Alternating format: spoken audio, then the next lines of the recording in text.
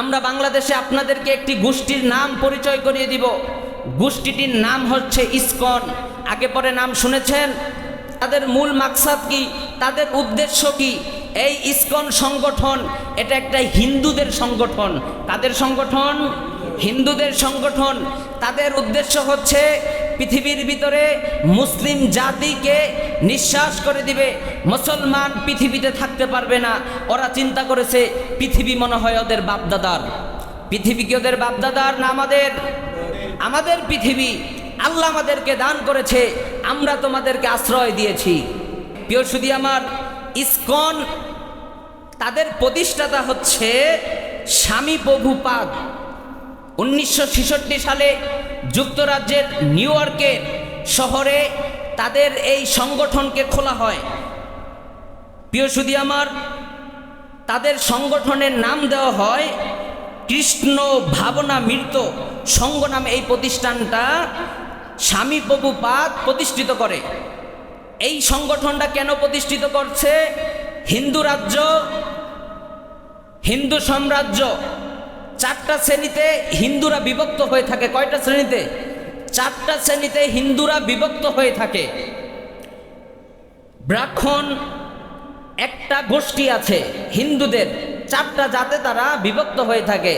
উচ্চ শ্রেণীর যারা আছে তাদেরকে নিয়ে হিন্দুরা কাজ করে। এই ইসকন দেখলো যে নিম্ন শ্রেণীর যে হিন্দু আছে, এই হিন্দুরা দলে দলে মুসলিম হয়ে যাচ্ছে। কেন মুসলিম হচ্ছে? যে মুসলমানের ভিতরে কোনো জাতপাত নাই। মুসলমানের ভিতরে কোনো জাত আছে? এখানে যদি একজন এমপি আসে, রিক্সাওয়ালা যদি তার পাশে দাঁড়ায়, তাকে রিক্সাওয়ালাকে উঠানোর অধিকার তার আছে? নাই। কাবা শরীফের সামনে যদি সৌদি আরবের প্রেসিডেন্ট যদি দাঁড়ায়, আর একজন যদি বাংলাদেশের রিক্সাওয়ালা হজ করতে যায়, ওই রিক্সাওয়ালাকে তার পাশ থেকে সরানোর অধিকার আছে? ইসলাম এটা দেয় নাই। কিন্তু তাদের ধর্ম, তাদের ধর্মের ভিতরে নিম্ন শ্রেণীর যেই হিন্দু আছে তাদের সাথে তারা বৈষম্য করত। তাদের সাথে তারা বৈষম্য করত। নিম্ন শ্রেণীর হিন্দু যারা ছিল, এই নিম্ন শ্রেণীর হিন্দুরা দলে দলে কালেমা পড়ে মুসলমান হয়ে যাচ্ছে। কেন? মুসলমানের ভিতরে কোনো জাতপাত নাই, মুসলমান কাউকে বিভক্ত করে না। মুসলমান ধনীও যেরকম আল্লাহর কাছে সমান, গরিবও আল্লাহর কাছে যেরকম সমান। আল্লাহর কাছে, রসুলের কাছে কেউ কোনো বিভক্ত নাই। সুতরাং তারা এই ইসকন নামে, কৃষ্ণ ভাবনা মৃত নামে এই সংগঠনটি খুলে এই নিম্ন শ্রেণীর হিন্দুদেরকে নিয়ে কাজ করে।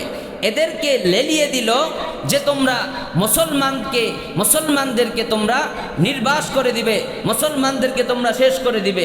তাদের উদ্দেশ্য মাকসাদ যখন দেখলো যে মুসলমানদেরকে বুঝিয়ে, হিন্দু ধর্মের কোনো লোক যদি আপনাকে বুঝায়, আপনাকে বুঝাতে পারবে? ভাই আপনি নামাজ পড়েন না, রোজা রাখেন না, ধর্মের তো কিছু জ্ঞান আপনার মাথায় আছে না? এই সুবাদে আপনাকে সে বুঝাতে পারবে না।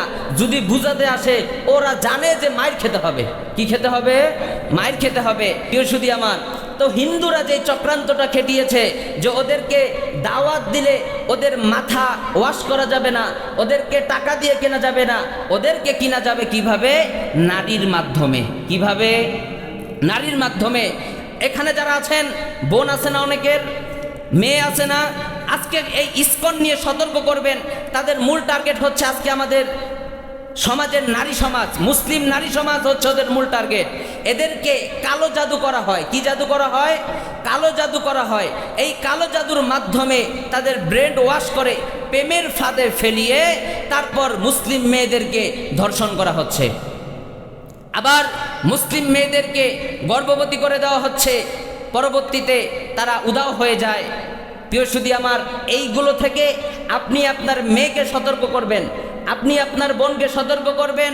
প্রিয় সুধী আমার, আজকে যারা এখানে যারা আছেন, আপনার যদি কোনো মেয়ে হিন্দু শিক্ষকের কাছে পড়ে, আজকেই সেটা প্রত্যাখ্যান করে আপনার মেয়েকে আপনি মুসলিম শিক্ষকের কাছে দিবেন। আপনার মেয়ে কেন হিন্দু শিক্ষকের কাছে পড়বে? আপনার মেয়ে ছেলে কেন হিন্দু শিক্ষকের কাছে পড়বে? তারা হিন্দু শিক্ষকের কাছে পড়ে তারা তাদের মতবাদ শিখতে পারে। কারণ তারা এখনো, আমাদের ছোট ছোট মেয়েরা, ছোট ছোট স্কুলের বাচ্চারা এখন পর্যন্ত ধর্মের জ্ঞান তাদের এখন পর্যন্ত হয় নাই। বিগত হাসিনার আমলে আমরা দেখেছি বঙ্গবন্ধু শেখ মুজিবুরের পূজা করিয়েছে, শহীদ মিনারের পূজা করিয়েছে, সেই দিন তো শেষ হয়ে গিয়েছে। এখন নতুন চক্রান্ত শুরু হয়েছে। আপনার ছেলে মেয়েদেরকে নিয়ে তারা বিভিন্ন চক্রান্ত করতেছে। আপনার ছেলে কেন হিন্দু শিক্ষকের কাছে পড়বে, আপনার মেয়ে কেন হিন্দু শিক্ষকের কাছে পড়বে? তাদের কাছে আমাদের সন্তান নিরাপদ নয়, তাদের কাছে আমাদের সন্তান নিরাপদ নয়। প্রিয় সুধী আমার, এই কথা আমি বলি নেই, এই কথা কে বলেছে? এই কথা কে বলেছে? হিন্দুর কাছে আমার সন্তান, বিধর্মীদের কাছে আমার সন্তান নিরাপদ নয়, তাদের অন্তর্ভুক্ত হতে নিষেধ কে করেছেন? আল্লাহ করেছেন। প্রমাণ ওয়ালা তাকুনু মিনাল মুশরিকিন, সূরাতুর রুম 31 নম্বর আয়াত। কে বলেছেন? আমি বলেছি, আমি বলেছি, আল্লাহ বলেছে। সুতরাং মুসলমানের বাচ্চা, মুসলমানের সন্তান ইহুদি, খ্রিস্টান, হিন্দুত্ববাদ কারো সাথে সম্পর্ক থাকতে পারে? সম্মানিত সুধী, তো এই ইসকন ষড়যন্ত্র, বিভিন্নভাবে ষড়যন্ত্র চালাচ্ছে। প্রিয় সুধী আমার, তো এই ইসকনকে আমরা চিনব, এরা কারা, এদের বিরুদ্ধে আমাদের কণ্ঠ সবসময় সোচ্চার থাকতে হবে, কান সজাগ রাখতে হবে, চক্ষু সজাগ রাখতে হবে। আমার মেয়ে যেন তাদের ফাঁদে পা না দেয়, আমার ছেলে যেন তাদের ফাঁদে পা না দেয়।